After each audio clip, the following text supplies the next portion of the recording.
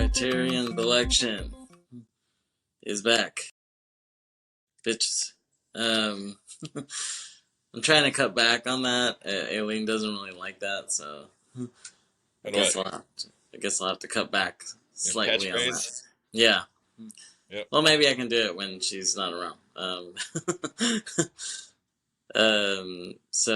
Yeah, we're back, and I'm your host Kevin.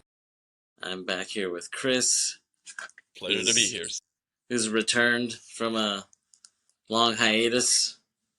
Been leaving my ass hanging the past few weeks. On the movie front, at least. We've been talking a little basketball, sports, you know. As we should. Yeah. Thanks for joining me on the movie front again, Kris.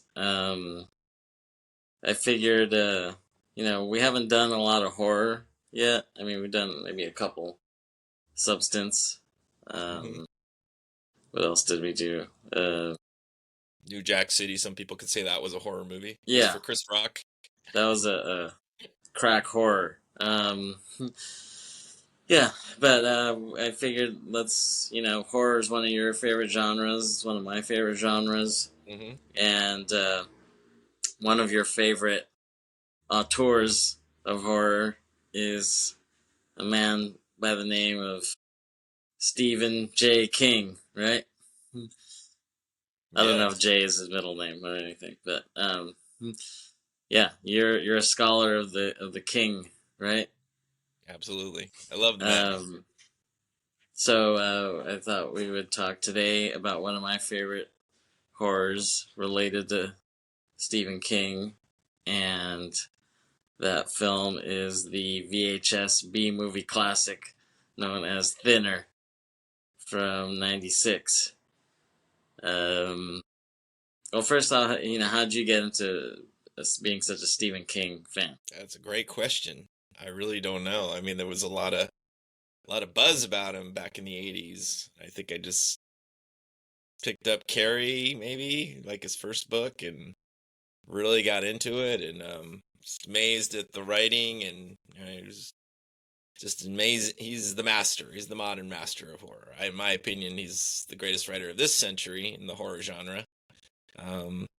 So yeah, I just read all his stuff and really got into it. And there's just nothing like reading a Stephen King book. You're just there in the moment, and it scares the shit out of you. He's so good at it. So it inspired me to be a writer, to go into that genre and write my own stuff. Right. And yeah. And can't say enough about the man. The man is a genius. Great. I agree. He is. Even though I'm not a big reader, more of a movie guy. But you said you hated it, didn't you? Didn't you hate the book, It? Yeah, I really I like the classics, like The Stand was a really long book, but it was amazing. I think it's one of the best horror books ever written. It was very long, and I felt like it could have been shorter. I don't know. But maybe I got to go back and revisit it. Maybe it wasn't the right frame of mind at the time. Yeah, you got to spend another 2 years reading that again. It took me a while to read that book. Yeah. Usually when I read one of his books, I read it in 3-4 days. I just go right through it. I don't stop. That's just the kind of writing he has. You can't leave it. You got to find out what's going to happen next. So yeah, that book, I wasn't getting into it. I kept picking it up, putting it down, putting it down. So yeah, the movie turned out good. The first one. Yeah, I love the original. Maybe we can talk about that one sometime. Mm-hmm. Yeah, and he's a product of New England, isn't he? Maine. Mm-hmm. Yep. You with your Celtics shirt on, post game, post victory over the Magic. Yeah, I actually have the Warrior game in the background on silent, on mute. Just watching it, watching the score. I just finished watching Cavaliers barely beat the Heat culture. That's rough. Yeah, but at least they won. So that's all that matters. Trying to More get the fodder heat for the culture second. out of this crap. Anyways, yeah. So Stephen King. I mean, I don't know. I think I always kind of grew up with him in the background. Kind of curating some of my nightmares. You know what I'm saying? Like, yeah, I was just really into horror as a kid. Like, it was like probably one of the first genres I really gravitated towards. And I think my older sister had some books of his that I would see just like snooping through her crap. Like I saw she had like Christine, Mm, it's a great which one. yeah, which the movie is really cool. I never read the book, but yeah, and I kind of just kept hearing Stephen King, Stephen King. Like I just kept hearing about him as a kid growing up, and by the time Thinner came out, I was like already pretty well versed in him. I already saw it by that time, which I loved. Um, I think The Stand, like the TV movie, was like Mhm. the year before this, before Thinner. It was like '95, and I was That's like trying to awesome. watch that, but then it was like my mom would like maybe go to bed and crap, and they would only play it like at 10 p.m. like on ABC or whatever, and I was like, damn, I want to watch this. Has the guy from Parker Lewis Can't Lose? I gotta watch this. you know, Corin Nemec or whatever the hell his name is. Yeah, I was like, I want to see this, and then it was like, oh, it has that hot chick, Laura San Giacomo or whatever. I was like, I need to see this crap. Mm. Um, and then I remember us talking about it before. I was like, yep, Laura San Giacomo. She was banging the devil, and then I remember you were like, aren't we all? which, which I don't think you've ever said more poignant words, Kris, in your career. And I hope you bring that same poignancy to this podcast. So yeah, I was already, yeah, it was like I was only 96. I was gonna turn 12 that year, but I was like 11, I think, when I saw this, and like I was already like pretty well versed in Stephen King. I knew all this shit about him, seen a lot of movies about from him, from his stories. So going into this, I think I saw the commercial, the trailer before it came out, and I didn't watch it in the theaters, but I think we rented it at Blockbuster. It was either at Blockbuster or like a friend's house. Like I remember that summer, well, that whole year, like especially that summer, my brother was DJing a lot, and he had this other friend who he like had a DJ business with, quote unquote, and we were hanging out at his house a lot, and he had all these random ass B movies. So I think later on that year, because this came out like October that year, so it was like actually right before my birthday that year. I think he rented it, and we all just gathered around. Me, my brother, and my cousin, some of our other friends gathered around and watched this, and we were just like laughing our asses off, like half scared, half laughing our asses off. Um, so yeah, and from then on, it's always been like a cult classic for me. Yeah, and I think Kari Wurr being in it is not a bad thing. The hot gypsy chick. Um, so yeah, it's always been like a cult classic, and if I ever saw it, through the years on HBO, I'd sit down and watch it. If it was on, TNT or something, I'd end up watching it. Even though it kind of, faded into the background, as other Stephen King films came out. I liked 1408 a lot when that came out. So yeah, I told you let's watch this and give our critical Briterion eye to this. Um, so the credits pop up and it says a Tom Holland film. I was like, what the hell, Tom Holland? I didn't realize Spider-Man directed this. Like I guess it's Mm, another guy hadn't named seen. Tom Holland. Yeah. Um, and we see all these cars like driving in from the fog, as the movie comes up, and you're like, okay, what the hell's all these cars and stuff? And then we see this fat guy, who's the main character. What is his name anyway? Was his name Tom, or did we figure that out? I know in the book it was Billy. I don't know if they changed it for the movie. Oh yeah, no, it is Billy. Yeah, no, you're right. Okay. Yeah, Billy. So we see him, and he's in this fat suit, and it just looks kind of ridiculous. Like you can totally tell it's a fat suit. You know, he's not fooling anyone with that. You get like his cheeks, like he looks like Courtney Cox in Friends when she was fat. You know what I'm saying? Like he has that same crappy makeup. Hers was a little bit better than his, I think. Yeah. You're probably right. I think Friends had a bigger budget than this. Believe it or not, an episode of Friends had a bigger budget And than this 14 film. million. I mean, that's a lot of dough. Yeah, yeah, But I guess chump change from films, I guess. yeah. Well, I mean, eventually, you know, the Friends they were making $1 million an episode, like each Yeah, you know each actor, you know. they're making a lot of dough. Yeah, they're rolling in it. Yeah, you can tell he has a fat suit, and yeah, we're introduced to his family. You know, his wife is kind of hot. His daughter's 12 or something, 13, and she's cute and innocent, and they make fun. His family makes fun of him because he's like the lawyer for this mafia guy, played by Joe Mantegna, brilliantly played by him. Um, he's great. He plays Richie the Hammer Ginelli, and they're kind of making Godfather jokes to him, doing the Brando stupid voice.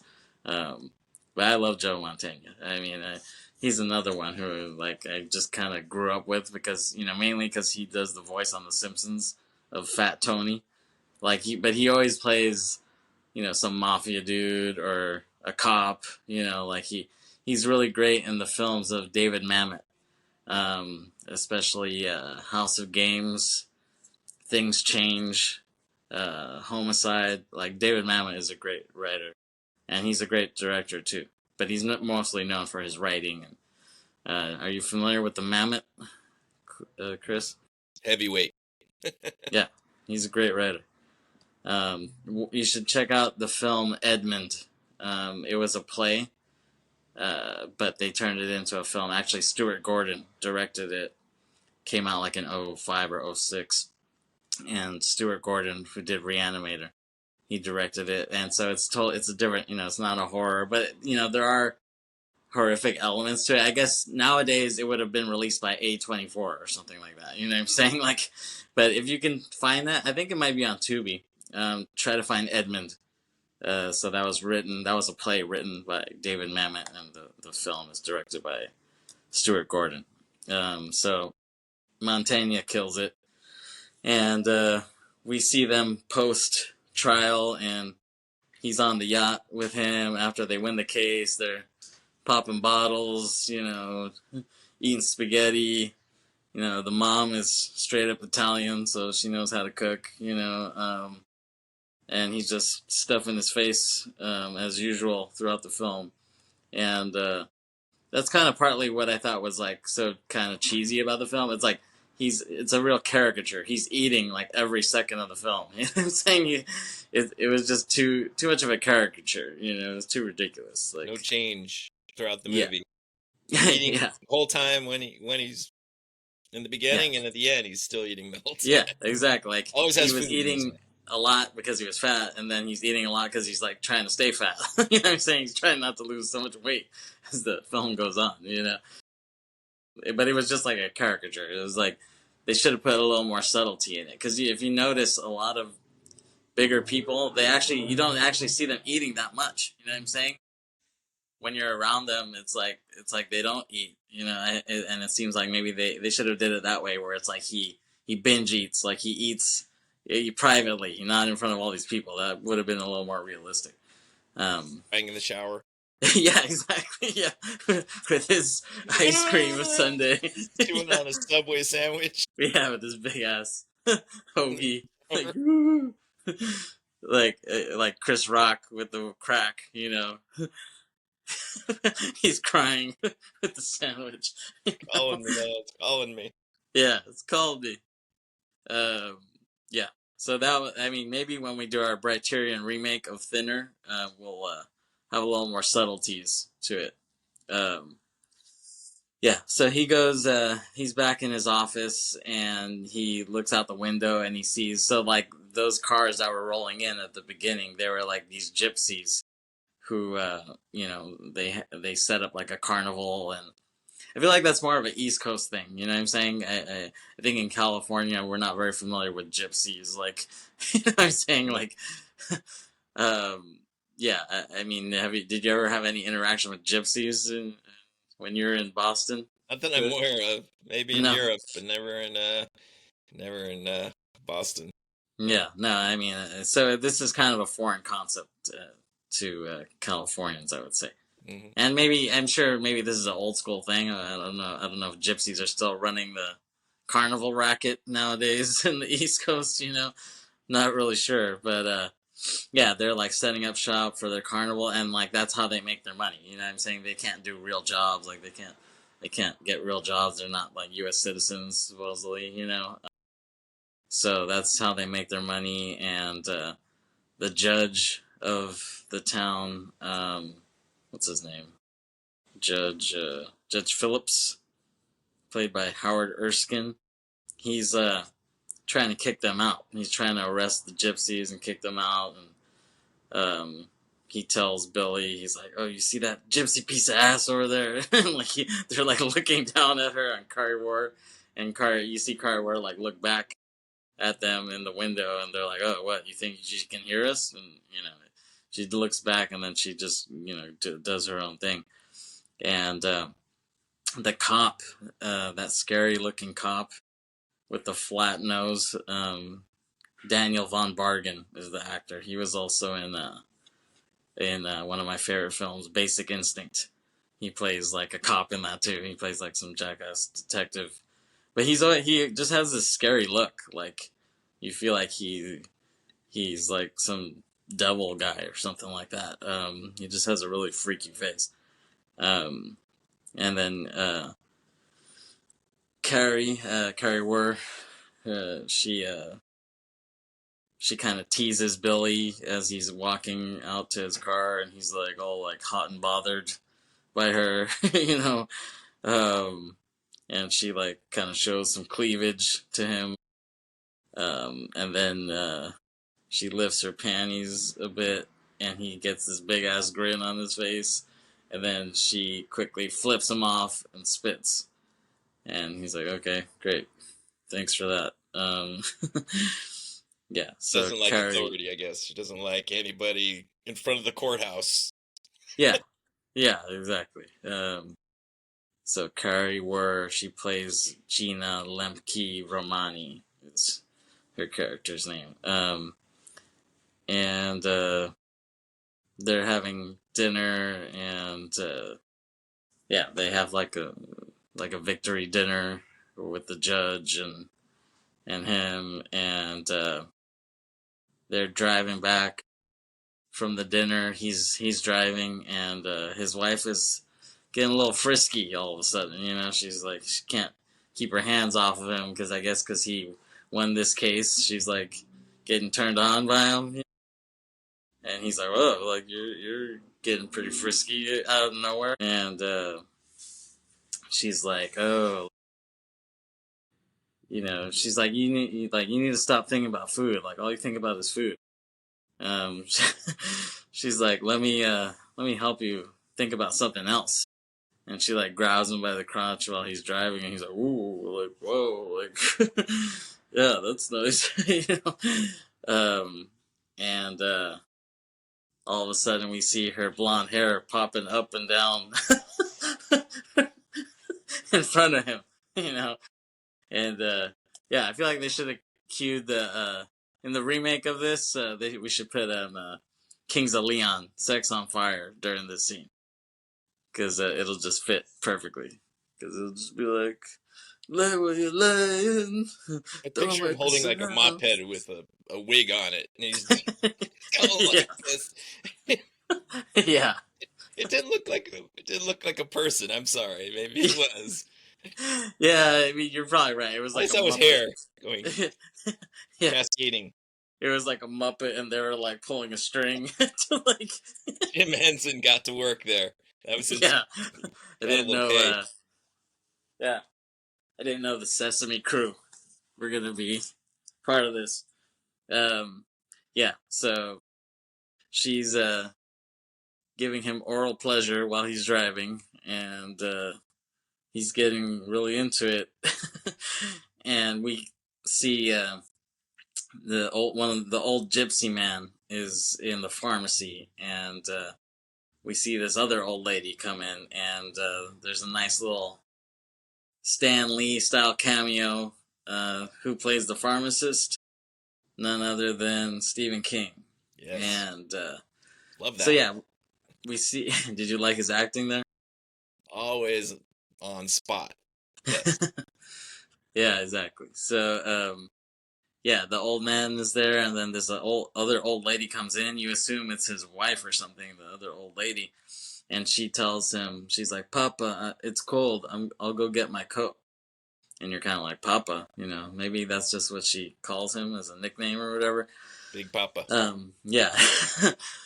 And speaking of Big Papa, we cut to them in the car. She's still doing her thing on him while he's driving, and next thing you know, that lady's walking in the street, and he's really in the moment, and he gets a little too into it, doesn't see her in the street, pulls the brakes a little too late, and hits the old lady, runs her over, um, and we see blood on the windshield wipers. Nice little touch, like the blood wiping away, and they're pretty distraught by this, and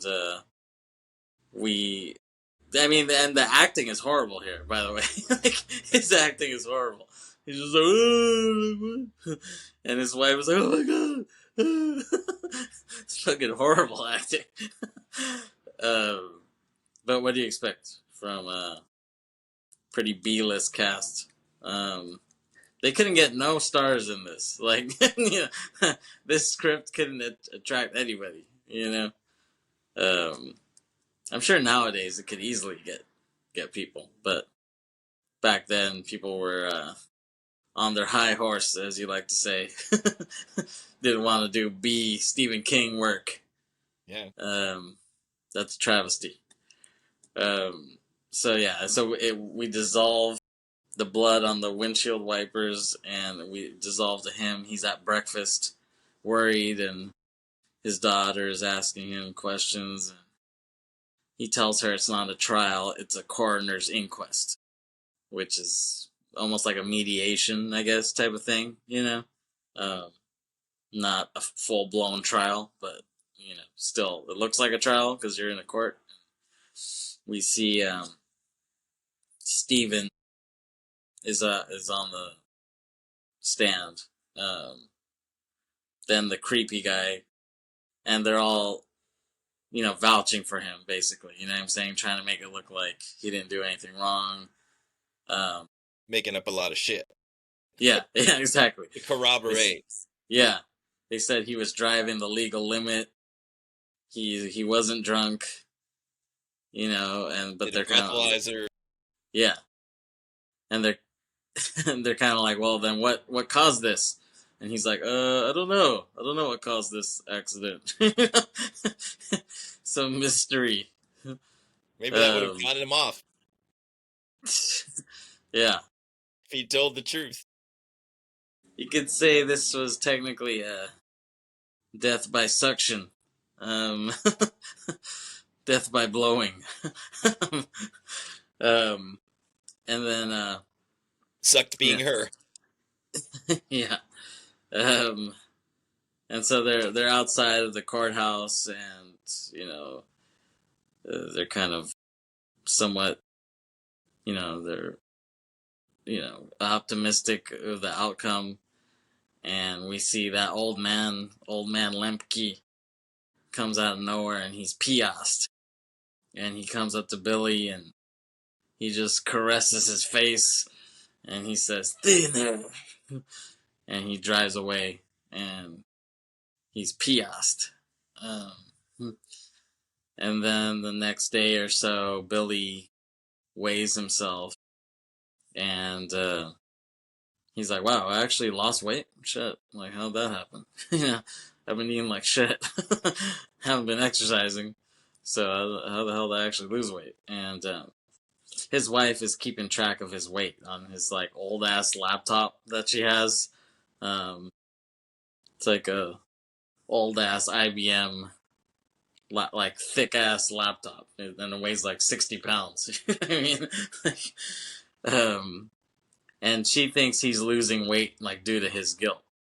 She's like, "Oh, I think you're losing weight because you feel guilty," and he's like, "That's stupid." he, tell, he tells her. Um, He's a lawyer. so, He doesn't have guilt. yeah, yeah.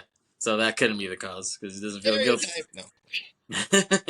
Yeah, and then we see him. He's golfing with other lawyers and other professional white dudes, and they're in the locker room post golfing, and the judge, he he sees some shit on his skin or whatever, right? Like he's like, like, because one of their friends is a doctor, that Dr. Mikey, whatever. He's like, oh, like, can you look at this? And the doctor's like, you're fine. Just put some fucking lotion on that. Yeah, didn't look so good. Yeah, yeah, yeah. It didn't look good, but I think Mikey was just like, just put some damn lotion. Don't freak out. I don't want to deal with your shit. And it's funny because Billy, he pulls off the towel and we get to see his big fat ass. It's like, thanks for that. Yeah, didn't need that. Yeah, thanks for showing your big fat fake ass. Good job, Tom Holland. Good job directing that. He also wrote it too. I think he wrote the script. Yeah. I'm sure he doesn't want that credit on his record, but yeah, I'm sure he doesn't. Not the greatest penmanship. And no, but anyways, yeah, he pulls off his robe, and the Dr. Mikey's like, "Oh, like you'll be able to see your balls without needing a mirror soon," and they all laugh like, "Ha ha ha." And he's just like standing there, like okay. And then we see his wife again.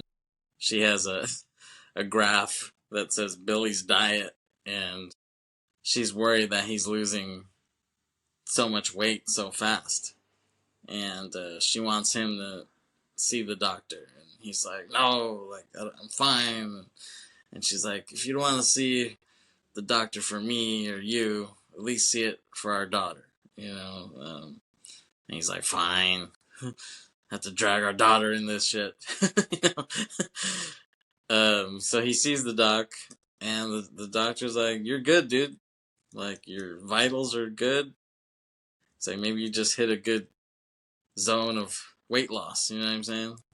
Um, and then we see him at the clothing store, and he looks hella skinny. He went to like Men's Fashion Depot or something like that, big and tall. And yeah, he looks hella skinny there, like quickly. Yeah, he's wearing those big ass pleated trousers. It's like, damn, he looks hella skinny. And the tailor is like, wow, you're down to 40 inches, maybe even a 38. I'm like, shit. And yeah, and the tailor is eating too for whatever reason, because he's like kind of chubby, and it just looks so cartoonish. It's like, really, like, do you need to throw his ass eating in there? And then we see him at home, and his daughter's like creeped out by him. He's like, "Geez, like, what the, like you're getting so skinny now. You're looking all like zombie-ish or something shit like that." And his wife was like, "Yeah, like let me call Dr. Mike or whatever." And he's like, "Yeah, you call Dr. Mikey or whatever." And she doesn't like that. She doesn't like his Dr. Mikey condescending tone, and his wife gets pissed off at him. He's like, "Stop calling him Dr. Mikey." He's like, "You're the one giving me the blowjob." And she's like, "Well, you weren't complaining at the time." And he's like, "True that." Point taken. Yeah. He's like, "I'll have another, please." Want to go for a drive? There's a gypsy fair across town. We could go drive by. Yeah. Seems to work for you. Yeah. Some reason you get turned on by these gypsies. Yeah. You can lose some weight. Ooh, that's fine. She She is fine. This, She is fine, but she kind of, I don't know. She goes through her own progression throughout the movie. like, she started off hotter, and then as the movie Extremely goes, hot, like all dressed up and looking like yeah. kind of a Marilyn Monroe, and then she ends up looking like, I don't know, some old cat lady in a sweater. Yeah. She's falling. Maybe it's because they want to show she's falling apart. They like to hit you over the head in this movie with the Yeah. food in the hand. And Yeah. Not very subtle. no, they're not. They're not. Not like that other movie where they were very Yeah. subtle. Nuanced. Yes. Yeah. Substance, I think is what we were talking about. Yeah. Substance. Yes. Yeah. No, this is the opposite of nuance. This is clobber you over the head with shit. And yeah, so they're at a dinner party or something, and the doctor tells him that he doesn't have a tapeworm or anything like that. And they see that the judge's wife is eating dinner alone there, and he's wondering like where the judge is, and the doctor's like making up excuses and shit. He's like, oh, he's fine. He's just wants to jack off at home or whatever, you know. So he goes to the judge's house later, and his wife answers, and she tells him he's in Minnesota or something. But they both like look at each other like, oh shit, no, it's some gypsy shit. You know what I'm saying? Like, Minnesota, my ass. You know, he's not a Vikings fan. But he goes to He's not a Minnesota for any Timberwolves reason. fan. He's not an Ant-Man fan. So yeah, they're like, no, that's suspicious. Yeah, so I guess the gypsy old man, he told the judge, he gave him a curse. He was like, lizard or whatever. And so his skin is like that little shit he had earlier when they were golfing. I guess it's turning into scales. It's turning into like lizard scales or whatever. So you can just imagine that. And she's pissed off at him, like, because like she thinks he caused all this. You know what I'm saying? Like, he's the cause of this, when it was really his wife who was the main cause. You know? Takes two for fellatio. Yeah. Two to She had tango. she had an oral fixation that she had to cure at that moment. Yeah. No, but that old lady, she's a good actress. Like, she's screaming at the top of her lungs, like, you killed him, it's your fault. Like, she was fucking crazy. And then we see Montaigne. He's chilling in his den, and he has like some bad bitches around. You know, mafia lifestyle. And Billy calls him and asks him if he believes in gypsy curses, and he's like, oh, I don't believe in that shit, but let me ask my mom. Like, so she asks his mom in Italian, and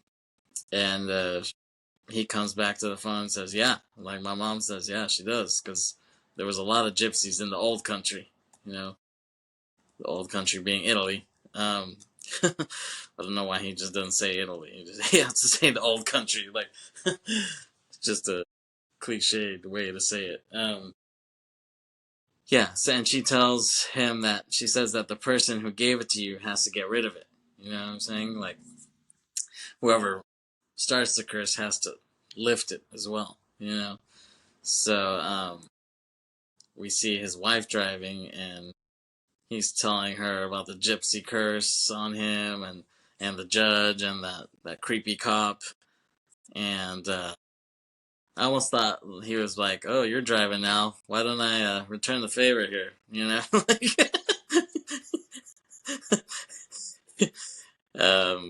Yeah, they probably thought like, oh, like, no, that'll cause a even bigger accident than the previous one, you know.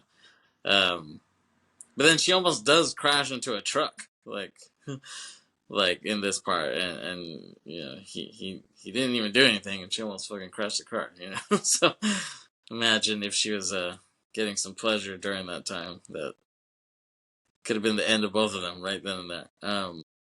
So he goes to the Glassman Clinic, and the doctors there are happy that he's losing so much weight, and the doctors are really weird there. They're like really like they're too enthusiastic. Like it's fucking ridiculous. More horrible acting from from people. Um, so then he goes to Hopley's house, the creepy cop, and the creepy cop, he's all fucked up and deformed. He looks like he has a bad case of syphilis or something. Like he just has like his face is all jacked up, and falling off. He's got this like big lip that's like this fish lip on the side. Yeah, he looks horrible, and he tries to give Billy a gun to kill the old bastard gypsy, but he says he won't because he needs him to take off the curse. And he's like, "Damn it, Billy, kill his ass," and he's like, "No, I need him to lift this curse," and he's like really adamant. He's like, take the gun, and he's like, no, and then he just like runs out of the house, and all of a sudden you hear a loud like when he leaves, and he's like, oh shit. That was I don't hilarious. think he just shot that in the air. I think he did a little more damage with that. And his expression after hearing the gunfire. Ooh. Yeah, his What just happened? Horrible acting.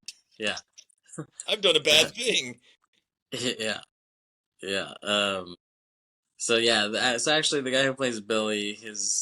The actor's name is Robert John Burke, and I remember seeing him later on, and I kind of forgot that he was in this movie because I remember seeing him on Gossip Girl. He was on the first season of Gossip Girl. He played Chuck Bass's dad in that. And then I was like, oh wow, he did a lot more shit than I realized. He was on. He was in RoboCop 3. I guess he played RoboCop in RoboCop 3. That was like 93. He was in Tombstone. He was in a lot more shit than I realized. So I was shocked by that. But it's still horrible acting, Like, when that gun goes off, you're just like, I don't know if they just thought, like, oh, this is a horror, so we don't have to do that good acting, you know what I'm saying? But, I mean, even if it's horror, good acting would really lift it up, you know what I'm saying? Like, Reanimator has better acting than this, way better acting, you know what I'm saying? And that was maybe even crazier horror, but, having great actors really, like, uplifted the material, Yeah. Not very good casting on this. So he goes back home, and he sees this nice-ass car outside his house, and Dr. Mikey comes out of the house, and he's like, what the fuck? Like, something's afoot here. I think my wife is doing more car action on somebody else.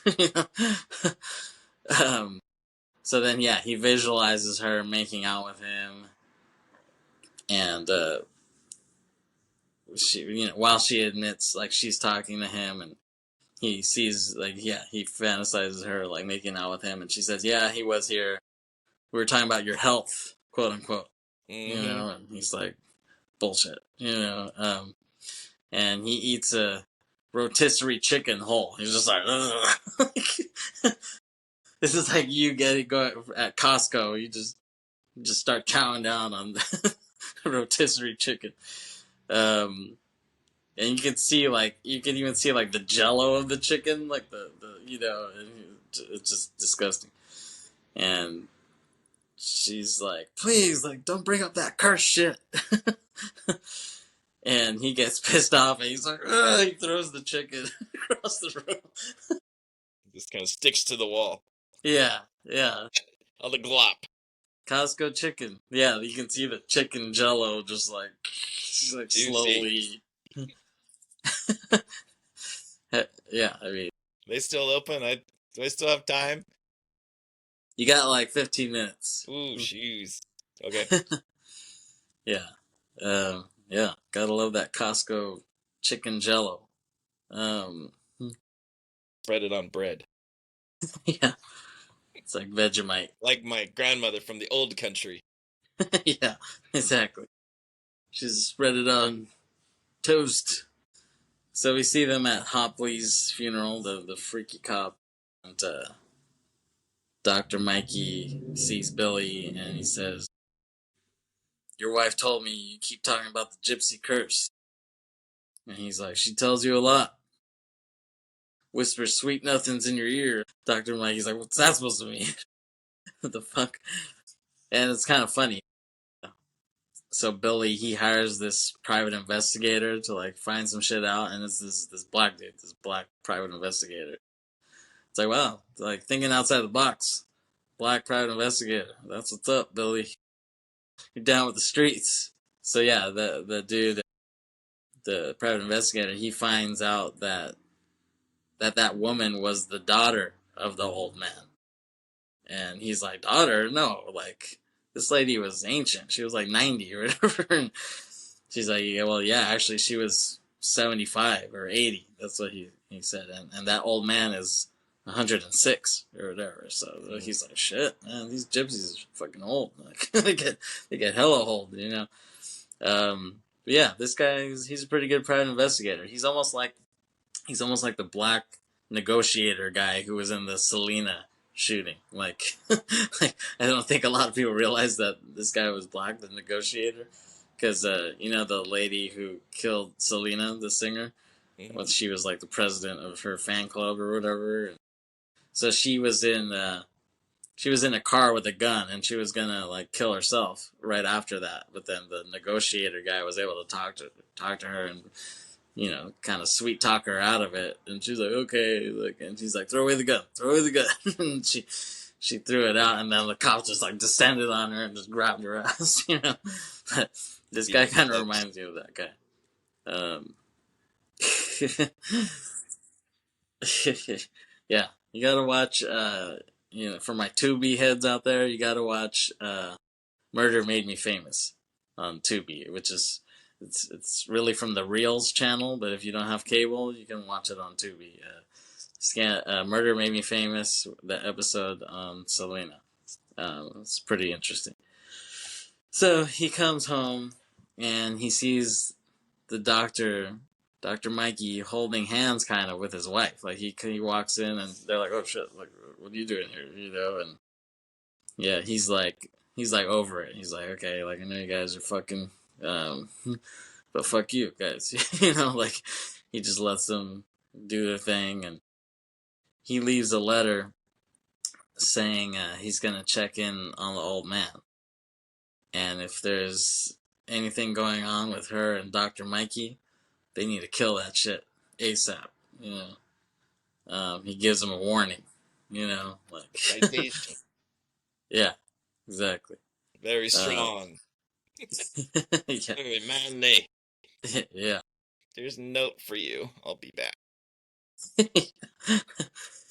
He drives hella far to see the gypsy area, but then he goes there and he sees it's like abandoned, and there's some like realty company or some shit that took over. So he visits the company office and he asks the owner where they went, and the guy says, "Oh, like I'll charge you $800 uh, to not tell my wife and the doctor because they've been putting up missing signs around town." So he's like, "Okay, like it's like only a $5,000 reward, shit." And he's like, so he asks them, he's like, "Do you take traveler's checks?" So Jeez. yeah. So and then he has like a nightmare or something, right? That was like your favorite scene that I was very happened. confused at first.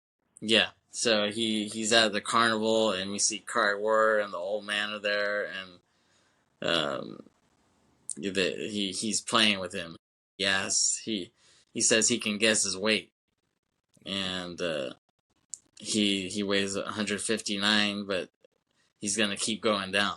We see, like, you know how you play those games and you can win dolls, and he looks up and he sees all these creepy dolls of himself, like all skinny, and then the judge, and the cop all fucked up, like all these dolls of them that they can win, and he's just like, "What the hell's going on?" Or whatever. Kind of remind me of the dolls from the Tales from the Hood sequence with Corbin Burnson. Um, that's a really great sequence, and that's a great film, and I hope we can talk about it sometime. I know Byron is a big fan of that too. I think George is a big fan of it too. So maybe we can get a round table discussion on round table Tales from the Hood. So yeah, and he sees this and he's like, "Oh, what the fuck?" And she runs after him to try to hit him with a slingshot or whatever, and then the judge picks him up. He's like, "Get in the car, loser! Like we're going driving." So he sees him and he hops in, and the judge is all scaly. He's all fucking ashy. He almost looks like that zombie character, whatever the hell, from the Two Evil Eyes. Remember that? Mm-hmm. Dario Argento and George Romero collab. Can't do better than that. Yeah, exactly. That was dope. Yeah, he kind of reminds you of that. He's just like all white and green. He's like the color of money, literally. Like he's like he has this like this weird. Yeah, he just looks horrible. He's hella ashy. He needs some CeraVe or some shit to lotion his ass up.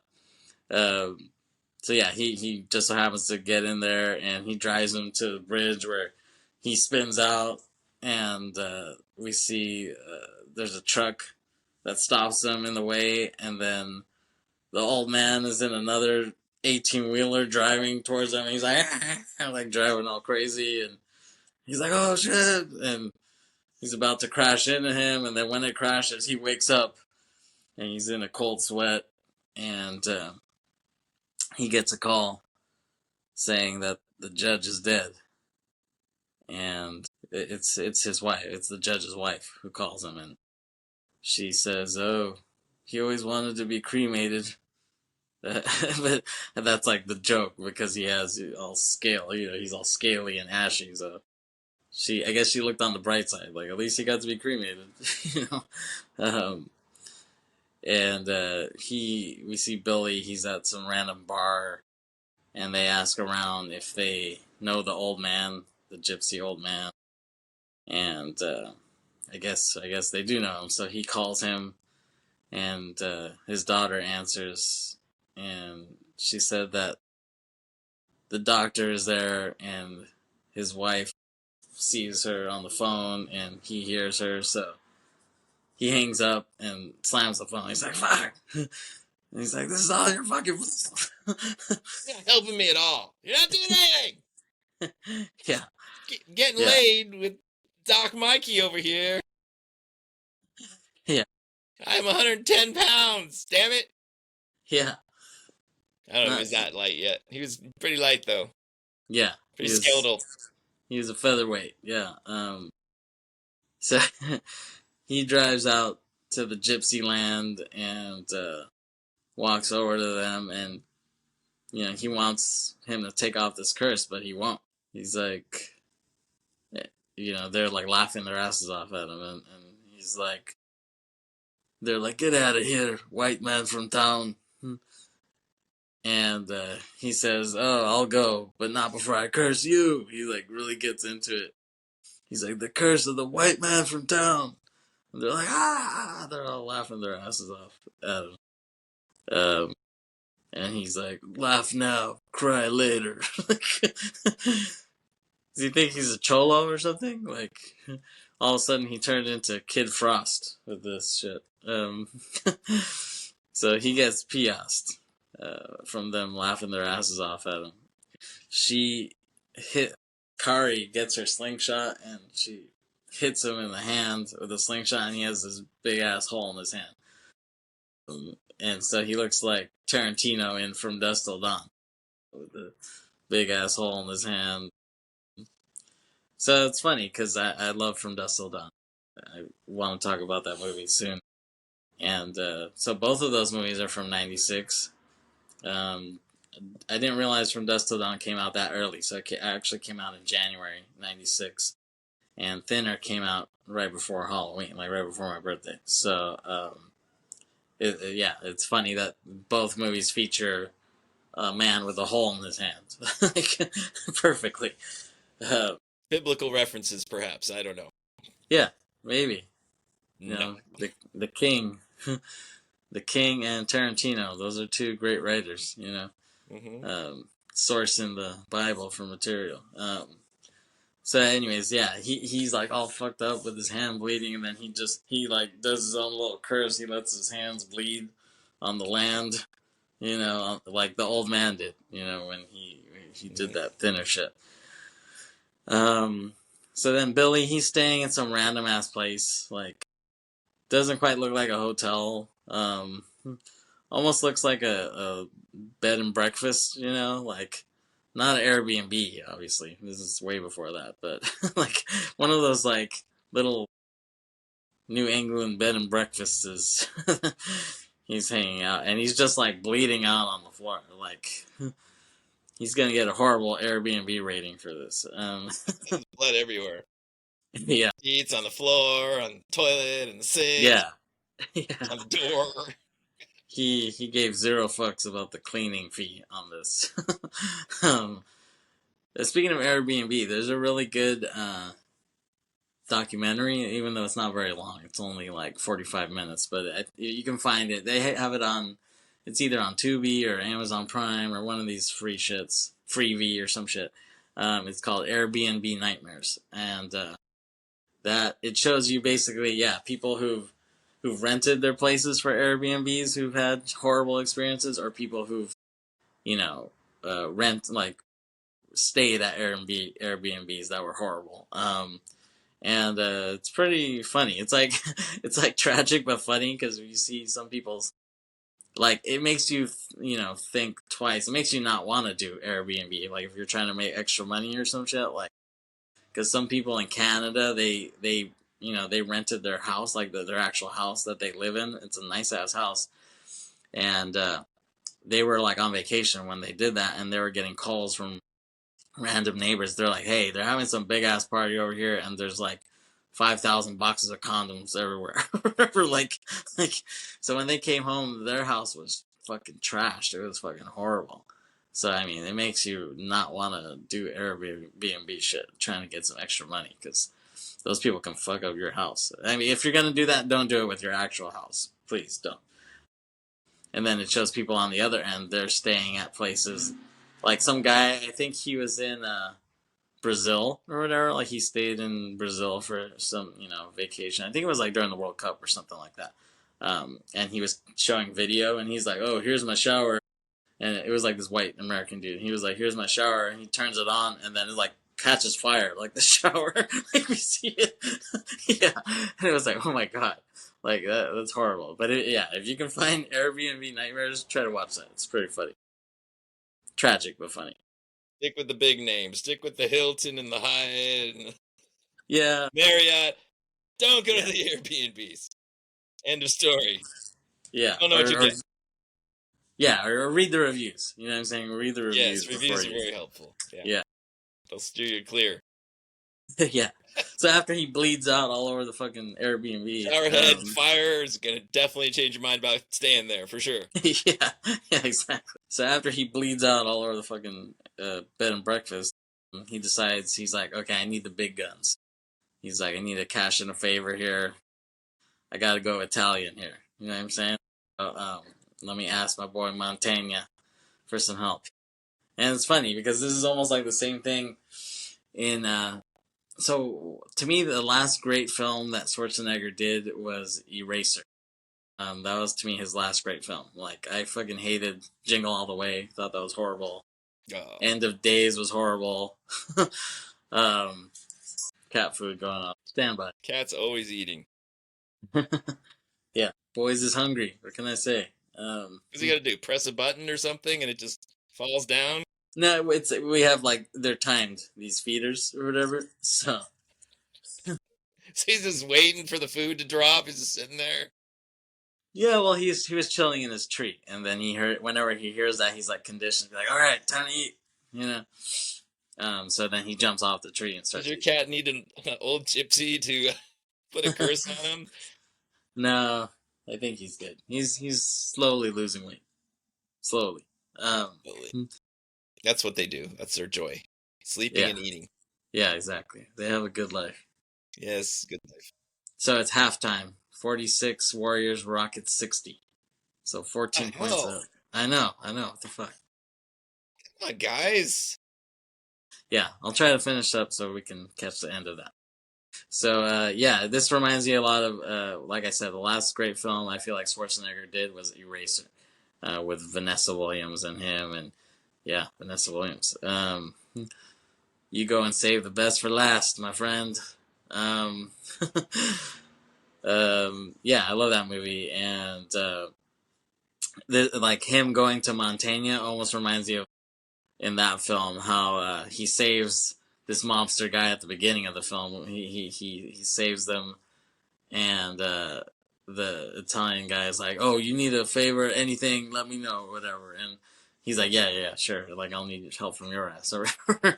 But then, towards the last act of the film, he's like, "Okay," he's like, "I know someone I could call," and he goes to some gay bar.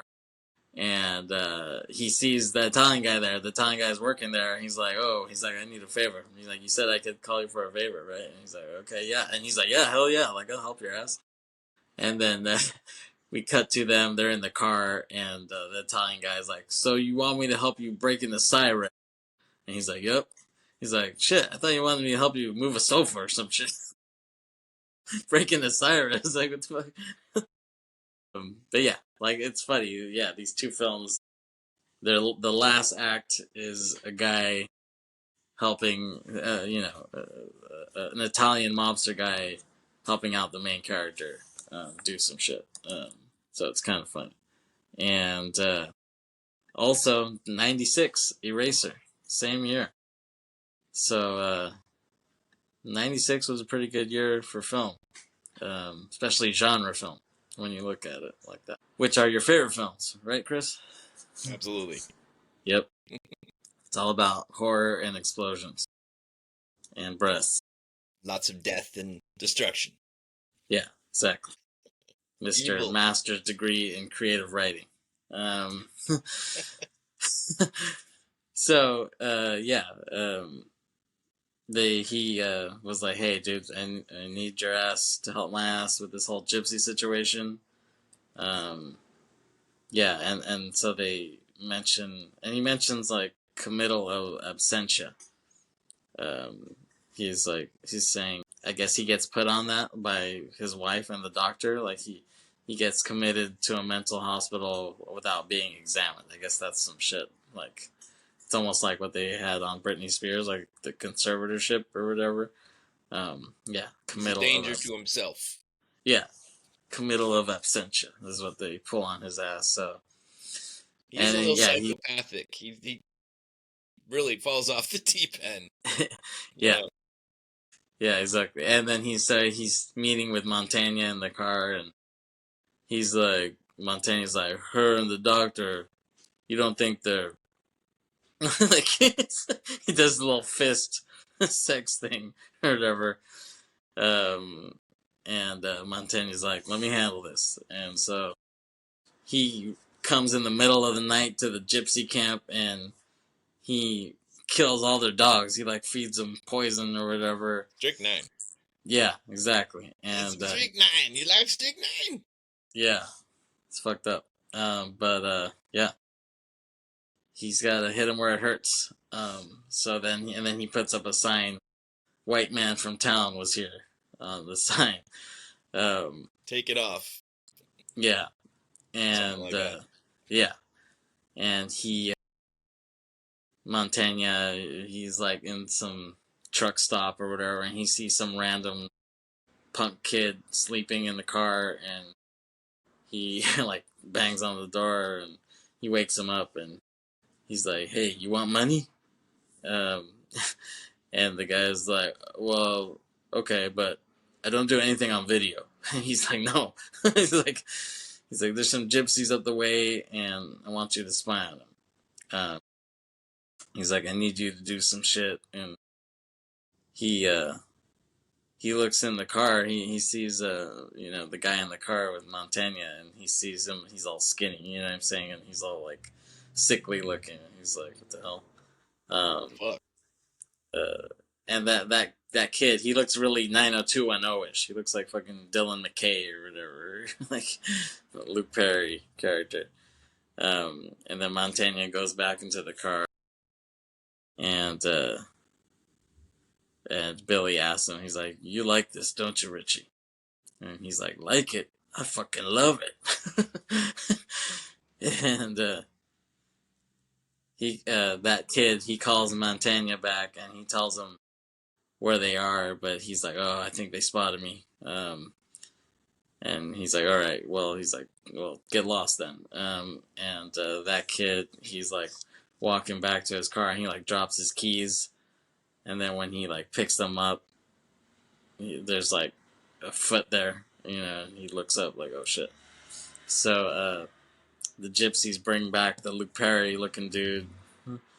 Um, they bring back his car, and that Luke Perry dude is in there with his eyes gouged out and a chicken in his mouth. Yeah. And Richie sees this. He's like, "Fuck." And then we see Billy. He's like looking over, he's all like sickly looking over at Richie, and Richie's like loading a rifle. He's like, shh. And Richie's looking at him all. Box of rifles or whatever showed Yeah. up from Amazon or eBay or something. Like, he's opening up the boxes and loading the mags, and yeah, he's got a shitload of rounds. I didn't know Billy's looking at him all like weary. He's like this is getting a little out of hand.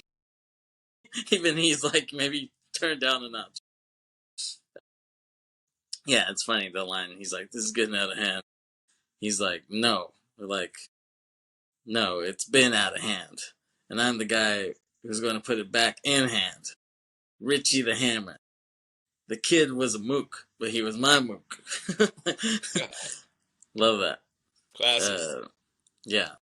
So Richie comes in, and he shoots up all the gypsies and blows all their shit up. He looks like fucking Rambo. He's, First Blood Part 4 or whatever the fuck. It reminded me of the A-Team, like the opening sequence of the A-Team, where like, yeah, but they shot off mad rounds and never hit shit.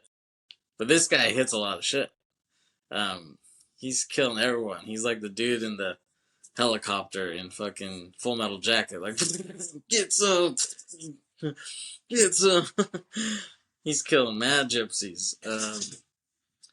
Yeah, and he kills Carrie Wer's husband there, in that, and she's crying and pissed off, and they got him, so the old man has to give up, basically. They forced his hand, and it's funny. So like Montana, he acts like he's an FBI agent. I guess like he thinks, oh, they won't notice that I'm the same guy who shot them up. So he comes up to the camp, and he pretends he's an FBI agent. He puts on some glasses and a suit, and all of a sudden he looks like an FBI agent. And he talks to Kari War, and he has no fucking shame. It's fucking Montana. He asks her to come with him to identify the guy he was working with, who Billy was working with. And Billy sees him walking with her, and he's like, "Oh no, like not again." Shit. Even he's sick of Richie's shit by this point. So Richie just goes through all of this just to show her a photo of him. Like, what the fuck? He had to do all this just to like play with her or whatever. And it's horrible acting here too. I mean, on Kari's part. He's like, "Do you recognize this man?" It's like a picture, and it's a picture of him, And she's like, "It was you!" Fucking horrible acting.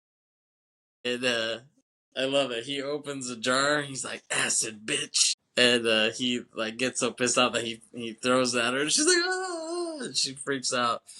And he's like, "You just got a face full of soda pop and baking soda." And he's like, "Next time, you're one dead little whore." And it's funny that she sees him, Billy's there with him, and she's like, "Fuck you, and fuck him too." And Billy acts like, "Oh, what did I do?" It's like, well, I mean, yeah, you're not innocent here, dude. Like, don't act like, you didn't do shit. Because it's funny, because it reminds you of Sideways, when you know how Thomas Hayden Church, he's supposed to get married, but he has a fling with Sandra Oh that whole weekend. But then Sandra Oh finds out because Miles accidentally tells Virginia Madsen, "Oh, it's like we have to have the rehearsal dinner, in a couple days," and she's like, "Rehearsal dinner? Who's getting married?" And then he has to explain the whole shit. You know what I'm saying? And she's like, "He's fucking getting married or whatever." Like, and he's like, "No," like he tries to backtrack, and then but he doesn't tell Thomas Hayden Church. So then they come back to the hotel where they're staying at, and they see Sandra Oh there. She's all pissed off. She has a motorcycle, and she has a motorcycle helmet, and she sees them. And Thomas Hayden Church's like, "Hey, what's up, baby?" And then she walks up to him, and she's like, "Fuck you!" And she hits him over the head with her motorcycle helmet, and he's all fucking bleeding. And she's like, "Fuck you!" to Thomas Hayden Church, and then she sees Miles, and she's like, "Fuck you too!" And he's like, "What did I do?" So, I mean, Miles was more innocent than Billy here. I mean, I don't know why Billy's acting like, "Why fuck me?" This guy's the one killing all you guys. Yeah, I think he's trying to make it seem like he deserves some sympathy or something. And then Richie busts out the real acid, and he puts it balancing on her head. And he's like, "Hold very still." He's like, "Very still." And she says, "Your friend is a pig, and he will die thin, but you will die first, bastard." I love the accents. I love the accents in this movie. The gypsy Yeah, accents are the best. they're so horribly great. They're so thick. Yeah, Wonderful. yeah, yeah. So then Richie drives Billy out to meet the old man on some random ass bench, and Billy says, "Thanks, I owe you one." And Richie says, "You want to pay me back? Get that old bastard." It's funny, they say bastard a lot in this, which is one of my favorite words, actually, honestly, in the English language. And they're sitting on the bench, like he's sitting on the bench, and he's like about to pass out. He's like fucking drifting, and it's funny that we see these little kids like playing football, amongst them, and they don't know anything about what's going on here. Just that juxtaposition of innocence and killing someone through oral sex. It's a beautiful juxtaposition. And then the old man, like Billy's kind of passing on. The old man comes up and wakes him up, and he's like, "Wake up!" And he's like, "Your dreams smell bad to me. They stink." He can smell his dreams. That's pretty freaky. And he gives him a pie. But, he doesn't want to make things worse. And the old man tells him, like, he has to give the curse to the pie first. So he just decides to stab him in the hand where he had the hole in his hand. It's like, fuck! Like, could have warned my ass. He just stabs the shit out of his hand, and then he's like, he tells him to bleed it onto the pie. And then we see the pie like start trembling. It's kind of freaky. And he's like, "Oh, you have to give this pie to someone." He's like, "But they will die quickly and badly." And he asks him, he's like, "Do you got somebody?" And he's like, "Yes, I know exactly who to give the shit to." He just shoved it in his mouth at that point and just, "Come here, old man." Yeah, that would have been interesting. That would have been ironic. Maybe in our remake we can do that. So then the old man, I always thought this part was kind of interesting, even as a kid, because he's like, "Why don't you eat your own pie?" He's like, "You die, but you die clean." And he's just like, "Well, whatever, I don't give a shit." And he's like, and he gives it to him, and then he walks away. The old man turns back around. He's like, "Die clean." He's like, die clean. He probably had a crystal ball in his trailer or whatever. He'd seen the future. Yeah, yeah, exactly. Um, and he goes back home and he tells his daughter, or I guess, or does he call his daughter? He says, he's like, hey, he's like, stay at your friend's house. He's like, you know, I want your mom and Mikey to eat this pie that I'm bringing, you know. uh, so then he leaves the pie on the counter, and then he sees his wife asleep on the couch, like like he was falling asleep on the bench, and he like walks up to her and he's like, "Wake up, white woman from town," and she tells him she's well, he tells her that he's gonna go upstairs because he's exhausted, and he tells him to check out what he got her, and she sees the pie and she's like, "Is it strawberry?" And as he's walking up the stairs, he says, "Getting even's also what it's all about, you old bitch." Um, he says that, and he's in bed, and he looks over at his wife the next morning, and he takes the sheet off her, and she's all bloody and dried up and dead. And he's like, "Yep, you tried it."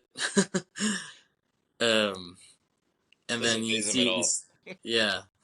Then we see him like lean over, and you're like, "What the fuck's he doing?" And he kisses her and like tastes her lips. It's fucking gross. Why? Um, Why? yeah, and it's like, wouldn't he get it back if he did that?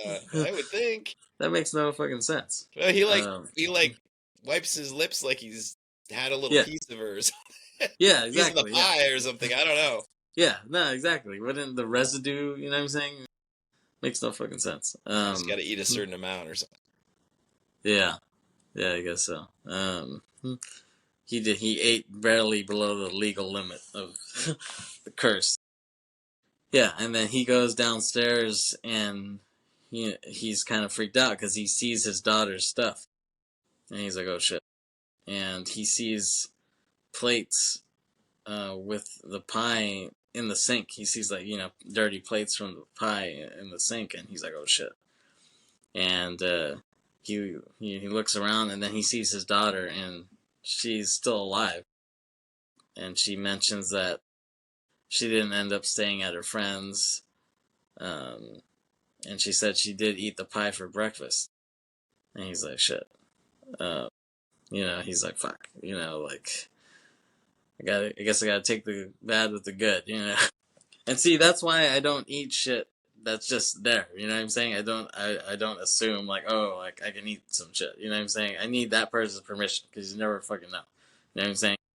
Don't just assume you can eat some shit. It could be laced with some gypsy shit. You know what I'm saying? Word to the wise, Kris. So there's a ring at the doorbell, and like he's about to eat some of the pie because he's like, shit, like I might as well just kill myself at this point. You know what I'm saying? All he I had to mean, my live wife. for was his daughter. Yeah, exactly. And now that she ate it, it's like, okay, what the hell am I gonna do? So, but then yeah, there's a ring at the door. So he goes over there and opens the door, and it's Dr. Mikey. And Mikey seems like surprised to see him. He's like, "Oh shit! Like, whoa! Like you're here? Like, what the hell?"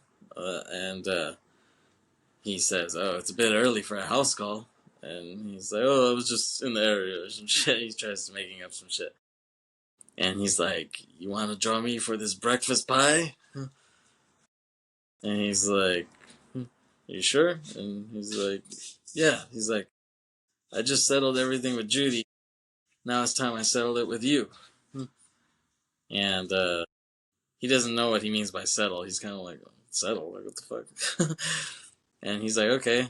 And then he's like, "Come in." And then he walks in, and he's like, "White doctor from town." And then it fades out.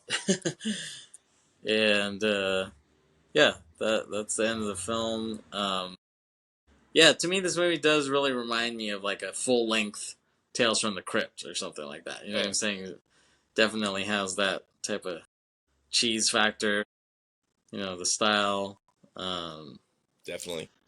yeah, I think Joe Montana killed it in this film. He really kind of stole the show for me. He was a lot of fun.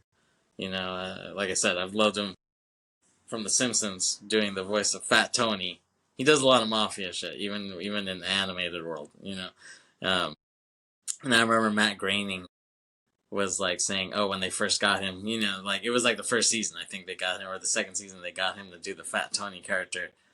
And Joe Montana told them, they were like, "Hey, like if you ever show this character for anything, he's like, call my ass. Like, I want to do it. Even if he farts or burps, and that's the only line in the whole freaking show, I want to do it." He's like, don't have anyone else do it. So he's really committed to the Simpsons and the Fat Tony character. And to me, the whole mafia angle that really makes this film work too. Like, it gives it that it's not just a straight horror. It's like a gangster horror. You know what I'm saying? Because it's like, halfway through the film, it turns into a gangster movie. Gangsters versus Gypsies, Volume One. I think that's a nice touch to this. Vengeance. True Yeah, crime, vengeance, drama. yeah, With a exactly. slice of horror. Slice. See what you did there. Yep. Um, yeah. Anything else you want to say about Thinner, Chris? Yeah, I agree. It seems like be better for this to be in a creep show series or something. It's like, I don't like anybody in the movie. I mean, like Mantegna's the most lovable guy in the movie, and he's like killing the dogs and killing Yeah, everybody. I know. But I don't like the guy. I don't like his wife. I don't like the doctor. I hate them all. And like in traditional like creep show fashion, that's what happens. They get somebody first, but then it comes back to get them. So I don't know. Maybe it's flipped the other way this time, but like you kind of enjoy watching him eat the Right. pie. Like Yeah. he deserved it, and you can feel good about it. You can feel good about the main character being offed or whatever. He offs himself, which is I think classic. Yeah. Shakespearean. In the book, he just does it by himself. He doesn't have the other guy with him, which I think is better. But it's pretty true to the book. You just can't capture King in any movie. I don't care what it is. He's just the master. He does a lot of internal monologues and things, and um, it's a great movie. It's a good movie. But you're never gonna make a King movie true to him because it's all about thoughts, and he really gets into the characters, and he really develops the characters, and you can't do that in a movie unless you have an internal monologue. Yada yada Right. yada. It would have to be a lot of voiceover probably to make it work. Yeah, and it wouldn't work. It'd be even cheesier. Maybe it would be funnier. I don't know, but there's a lot of classic humor, dark humor, I guess you could say. Yeah. So So yeah, you did read the book then yes, I did a long back in time the ago. day? Yeah. Yeah, I figured. But it was Um Richard Bachman when he wrote it. He wasn't Stephen King. oh, okay. It was a He nom de changed plume, it. It didn't but sell very well, and then he changed it, and he started selling a lot of books. okay. And they couldn't get the movie to sell. They brought it to a whole bunch of companies nobody wanted. But once they found out it was Stephen King had written the book, I see. that raised the That money. upped the value. Yeah, Like, was he trying to do it as an experiment, like to see if I can get the same sales without my name or whatever? Like, I don't know. I mean, I don't think he cares about the money. I don't know. yeah, I mean, just by for the then they art knew. form. Like somebody had found out.